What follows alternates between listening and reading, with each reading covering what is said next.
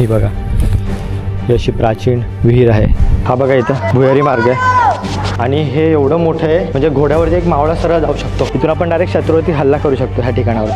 त्या काळात जो दरबार भरत होता ना, तो इथं सगळा भरत होता.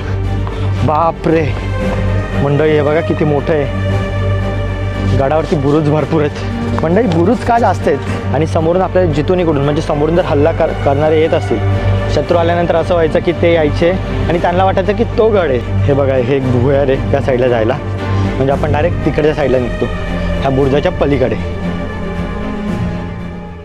चला तर मंडळी, सुरुवात करूया आपल्या व्हिडिओला. मी कुणाल भोये, सह्याद्रीतला एक भटका. आज आपण चाललोय सिंधुदुर्गमध्ये असलेल्या विजयदुर्गाला भेट द्यायला.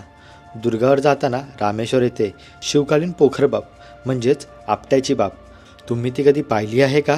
चला आधी ती बघूया आणि त्याची माहिती घेऊया. आज मी आलो कोकणात आणि माझ्यासोबत आहेत अजून 3-4 जण.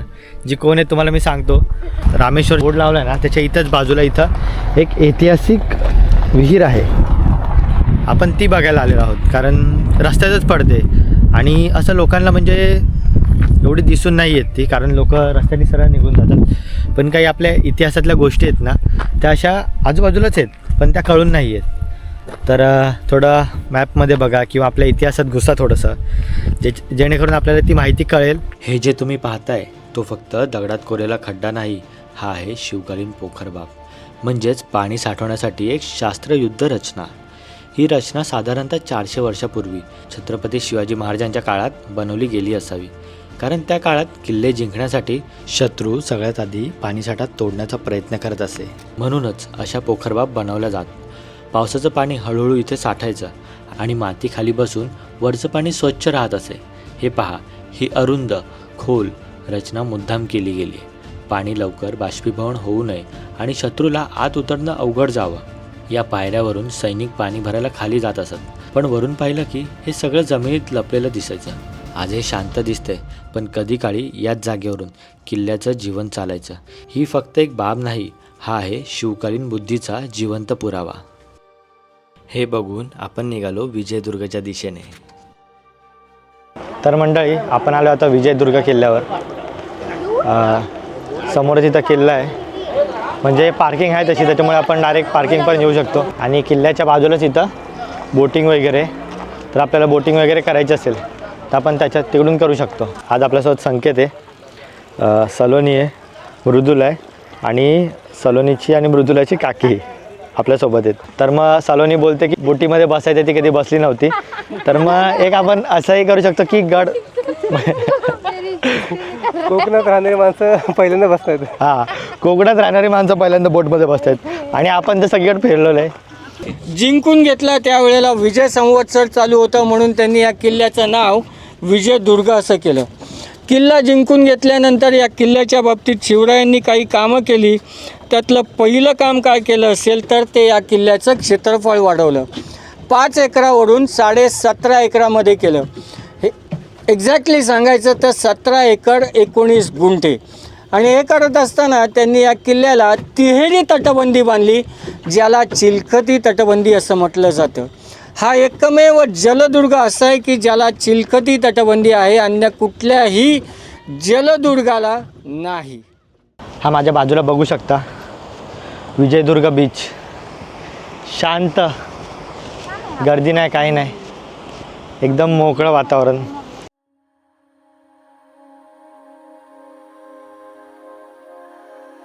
हा आहे विजयदुर्ग बीच, शांत, स्वच्छ आणि गर्दीपासून लांब. आणि त्याच्यात बाजूला आहे विजयदुर्ग, कोकणच्या समुद्रात उभा असलेला मराठ्यांच्या शौर्याचा साक्षीदार. हा दुर्ग साधारणतः 12व्या शतकात बांधला गेला, पण त्याचं खरं सामर्थ्य छत्रपती शिवाजी महाराजांच्या काळातच कळलं. शिवाजी महाराजांनी या किल्ल्याचं महत्त्व ओळखलं आणि त्याला बनवलं मराठा आरमाराचं प्रमुख केंद्र. नंतर इथूनच कान्होजी आंग्रे यांनी इंग्रज, पोर्तुगज आणि डच नौदलाला समुद्रातच धडा शिकवला. हा किल्ला इतका मजबूत होता की शत्रू समोरून हल्ला करायचा विचारही करत नसे, कारण शत्रू नेहमी समोर दिसणाऱ्या तटबंदीवर हल्ला करत असे आणि त्यांना वाटायचं हाच किल्ला आहे आणि तिथेच त्यांचा अर्धा दारुगोळा वाया जात असे.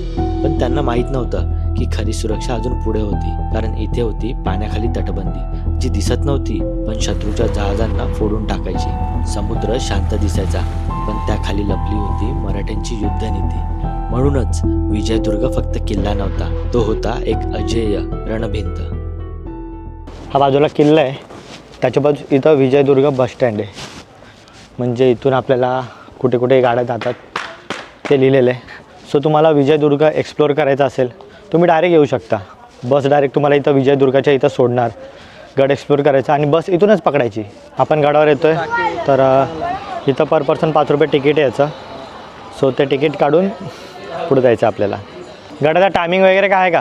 काळोख पडलं की 7, 7:30, 8 का 6:30, 6? लाईट नाही आहे ना वरती. ओके. तर तुम्ही जर संध्याकाळच्या टायमाला गडावर येत आहे आणि अंधार पडला तर तुम्हाला बाहेर यायला लागेल, कारण गडावरती लाईट वगैरे काहीच व्यवस्था नाही आहे त्याची. इथून विजयदुर्ग किल्ल्याची एंट्री आहे आणि इथून आपण वरती जाऊया. सध्या सनसेट होत आला आहे, पण ठीक आहे, आपल्याला गड तर फिरायचं आहे. फिरून घेऊ, किती वेळ लागतो कसा लागतो बघूया. आणि हे सगळं चिऱ्याचं आहे. इथं किल्ल्याची अशी माहिती दिलेली आहे. समोर इथं हनुमानाचं मंदिर आहे. हा आहे विजयदुर्गचा मुख्य दरवाजा. याला जीबी दरवाजा सुद्धा म्हणतात. हा दरवाजा फक्त आत यायचा रस्ता नव्हता, हे होतं किल्ल्याचं पहिलं आणि सगळ्यात मजबूत संरक्षण.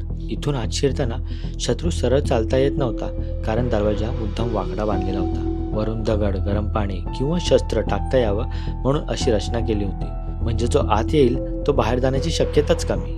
इथं उभं राहिल्यावर एक गोष्ट खूप जण सांगतात, या भिंतीवर जे डाग दिसतात ते तोफांच्या मारामुळे झालेत असे इथले लोक सांगतात. म्हणजे त्या काळात शत्रूने हल्ला केला होता आणि या दगडावर आजही त्या खुणा दिसतात. खरं काय ते इतिहासालाच माहीत, पण इथं उभं राहिलं की ह्या गोष्टी खऱ्या वाटतात, कारण ह्या भिंती फक्त दगड नाहीत, त्या काळाच्या साक्षीदार आहेत. जे बाहेर आपण लाकडाचे दरवाजे बघितले ते इथं लावण्यात येतील लवकरात लवकर. आणि हे बघा, ह्या देवड्या आहेत जिथं आपले मावळे बसून संरक्षण करत होते, पहारा देण्यासाठी.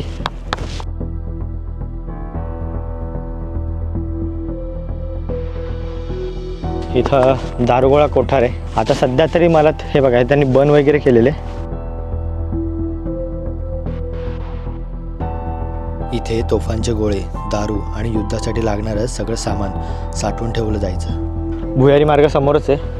म्हणजे आपण समोरून आलो ना, दारुगोळा कोठार समोरच आला, त्याच्यानंतर समोरच हा इथं भुयारी मार्ग आहे. म्हणजे आपण इथून सरळ बाहेर निघू शकतो असं. हा बघा इथं भुयारी मार्ग आहे.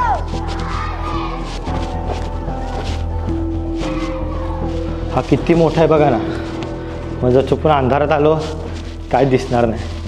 आणि हे एवढं मोठं आहे म्हणजे घोड्यावरती एक मावळा सरळ जाऊ शकतो. हे बघा,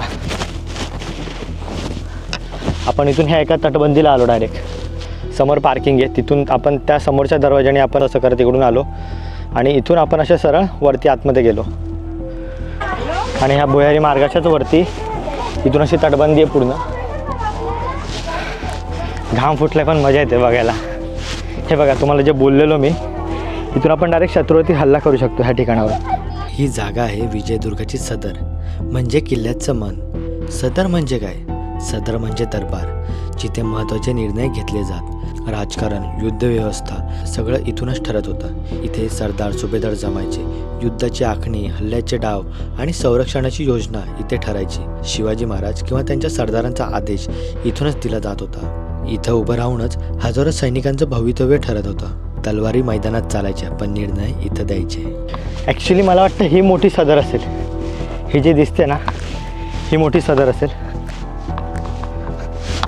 ही बघा, ही एवढी मोठी सदर. त्या काळात जो दरबार भरत होता ना, तो इथं सगळा भरत होता. आता हे मध्ये मध्ये छोटे छोटे होल आहेत. हे आय थिंक खांब लावायला का कशासाठी माहीत नाही. इथं दगड आहे मोठा, तिथे सुद्धा दिलेलं आहे. हे बघा वरती. आता मला तरी वाटतं हे दोन्ही साईडला दिलेत ना, तर मग इथून आपला जो मोठी लाकडाची फळी असते ती इथून तिथं टाकत असतील. आपण शक्यता वर्तवू शकतो, पण ॲक्च्युली काय ते सांगू शकत नाही. इथे समोरच भव्य अशी तोफ ठेवलेली आहे. 2 तोफ आहेत इथं आजूबाजूला. आणि इथं वडाचं झाड. इथं बसण्यासाठी जागा वगैरे केलेली आहे. तोफेच्या म्हणजे इथं वरती जायचा पण प्रयत्न करू नका, कारण त्यांनी सांगितलं असेल. आता तिथं लिहिलेलं आहे की तोफेला स्पर्श करू नका. प्राचीन आहे, स्पर्श करू शकतात आय थिंक, पण कसं आहे आपण स्पर्श केला तर काही लोक त्याच्या नादात फोटो काढायला जातात, फोटो काढायच्या नादात काही लोक बसतात त्याच्यावरती. हे खूप काही लोकांना माहीत नसतं. तुळशी टाके समोर तुळशीचं मोठं वृंदावनसारखं आहे. तुळस नाही आहे पण तुळशीचं वृंदावन आहे. विजयदुर्गातलं सगळ्यात शांत आणि पवित्र ठिकाण. हे टाके फक्त पाणी साठवण्यासाठीच नव्हतं. इथं साठवलेलं पाणी पवित्र मानलं जायचं. पावसाचं पाणी इथे साठायचं आणि दगडी रचनेमुळे ते बराच काळ स्वच्छ राहत असे. हे त्या काळात पाणी वगैरे पिण्यासाठी त्याचा वापर होत असेल. आणि ही झाडं बघा ना, ही अशी वाटतात की कित्येक वर्ष आधीपासूनची आहेत ती. एवढी भव्य मोठी झाडं. काय इकडे काय आहे? ओके ओके हां हां. तर इकडे विहीर वगैरे बघूया आपण. नक्की हे काय माहीत नाही आहे. याची पडझड झालेली आहे आणि झाडाने पूर्ण वेढलेलं आहे. आणि आपला समोरच सनसेट. ओहो हो हो, खूप खूप भारी वाटतं आहे. मजा खूप येते पण आपल्याकडे ॲक्च्युली टाईम कमी आहे. संकेत आणि बाकीचे मस्तपैकी सनसेट एन्जॉय करतात. आपण हा गड एक्सप्लोअर करतो आहे. समोरच आहे ते धान्य कोठार आहे एवढं मोठं. हौद पण समोर पुढेच आहे. इथं लिहिलेलं बघा, धान्य कोठार भवानी मंदिर. तो इथं आहे, आपण बघूया लवकरच. आणि हौद पण पुढेच आहे. सो आपण ते बघून लगेच इकडे येऊया. सनसेट खूप म्हणजे खूप भारी फील देते. पण खूप काही गड किल्ले सकाळी सकाळी फिरतो मी. हा पहिला गड आहे जो मी संध्याकाळी फिरतो आहे. खूप भारी वाटतं आहे. छोटीशी हौद किंवा छोटंसं टाकं म्हणता येईल याला. हे भव्य आहे. हे मोठं पाण्याचं तलाव आहे. बापरे मंडळी, हे बघा किती मोठं आहे. म्हणजे भरल्यानंतर अख्ख्या गडावरती पाणी याचं भेटत असेल. हे एवढं भव्य आहे ना, तर तुम्हाला कसं मी सांगू समजत नाही मला कुठल्या ह्याच्यात. म्हणजे 10 ते 12 माणसं अशी याच्यात उभी राहतील एवढं ते खोल आहे. ह्या इथून साईडनी त्याला पायऱ्या आहेत खाली जाण्यासाठी. हे पावसाळ्यात तर भरत असणार. हे जे समोर दिसतंय हे एवढं मोठं धान्य कोठार आहे. ह्याच्या जाड भिंती आजही मजबूत आहेत, जेणेकरून आतमध्ये थंडावा राहावा, धान्य खराब होऊ नये, हवा खेळती राहावी. तांदूळ, ज्वारी, बाजरी असे अनेक धान्य महिने पुरेल एवढा साठा. युद्धाच्या वेळी शत्रू वेढा घालत असे, पण इथलं धान्य संपत नसे. म्हणूनच हा किल्ला जिंकणं सोपं नव्हतं. जखिनीची तोफ ही एवढी बघा किती मोठी आहे, ती भव्य आहे. हे आहे विजयदुर्गातील भवानी मंदिर, जिथे फक्त देव नाही तर मराठ्यांची श्रद्धा बसलेली आहे. छत्रपती शिवाजी महाराजांसाठी भवानी माता म्हणजे शक्ती, धैर्य आणि विजय. इथे येऊन ते आशीर्वाद घेत. आजही इथे येणारा प्रत्येकजण मनातली श्रद्धा घेऊन येतो आणि शांत होऊन परत जातो. आणि तिथं लिहिलेलं सुद्धा आता 26 आणि 1997 असं लिहिलेलं आहे. म्हणजे ही कालांतराने मंदिर खूप भव्य असेल, पण ते कालांतराने पडझड झाली असेल. कारण हे बघा आजूबाजूला त्याचं स्ट्रक्चर बघा, जेवढं काही थोडं दिसलेलं आहे पडझड झाल्यामुळे तरी. तर हे नंतर उभारून त्यांनी ठेवलेलं असेल.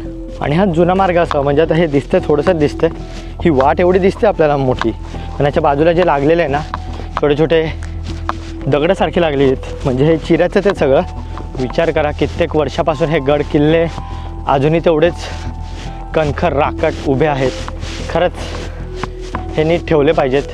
तुळशी तलाव आहे आपला मुख्य प्रवेशद्वार. तिथूनच आपण आता इथून सरळ वरती चाललो आहे. तुम्ही बघताय ना विजयदुर्गावर एवढे बुरुज का आहेत? कारण हा किल्ला समुद्रावर आहे आणि शत्रू कुठूनही येऊ शकत होता. म्हणून प्रत्येक दिशेला बुरुज बांधले गेले, जेणेकरून कुठलाही हल्ला झाला तर लगेच लक्षात यावं आणि शत्रूचे जहाज येण्याआधीच थांबवले जायचे. म्हणजे इथं फक्त भिंती नव्हत्या, इथे पूर्ण युद्धनीती आखलेली होती. म्हणूनच विजयदुर्ग फक्त किल्ला नाही, तो एक जिवंत संरक्षण यंत्र होता. सध्या आपण दर्या बुरुजाजवळ आहे. दगडही वाटतात किंवा ह्याची बुरुज आहेत तो थोडा ढासळला असेल, किंवा मला हे असं थोडं थोडं पुढं मला. आता समोरच आपल्याला हा विजयदुर्ग बीच आहे. पूर्ण अथंग पसरलेला आहे. आणि समोरून आपल्याला जिथून इकडून म्हणजे समोरून जर हल्ला करणारे येत असतील तर आपल्याला समोरून डायरेक्ट दिसेल. म्हणजे आपण त्यासाठी आपण डायरेक्ट रेडी होऊ. आणि हा समोरचा असा सनसेट. मी गडकिल्ले फिरतो, आपले जे मित्र आहेत त्यांच्यासोबत मी जेव्हा कोकणात यायचो त्या आमचं फिक्स असायचं की दिवसा कुठंही फिरा, पण संध्याकाळी आम्ही कुठल्या ना कुठल्या बीचवर जायचो, तिथून आम्ही तो सनसेट एन्जॉय करत होतो. तर हे वाटलं नव्हतं की आज मी अशा प्रकारे एखाद्या गडावरती सनसेट एन्जॉय करीन.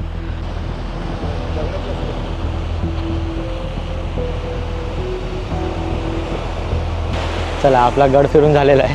आता आपण निघूया परतीच्या वाटेकडे. आम्ही सनसेट बघितला, आम्हाला खूप भारी वाटलं. यांनी सनसेट नाही बघितलं, काहीच नाही वाटलं. ते सनसेट एन्जॉय करत होते आणि मी गड एक्सप्लोर करण्यात बिझी होतो. चला तर मंडळी, निरोप घ्यायची वेळ झाली. व्हिडिओ कसा वाटला कमेंटद्वारे नक्की कळवा. व्हिडिओ आवडल्यास लाईक, शेअर आणि कमेंट करायला विसरू नका. भेटूया पुन्हा इथेच दऱ्याखोऱ्यांमध्ये. जय जिजाऊ, जय शिवराय, जय शंभूराजे.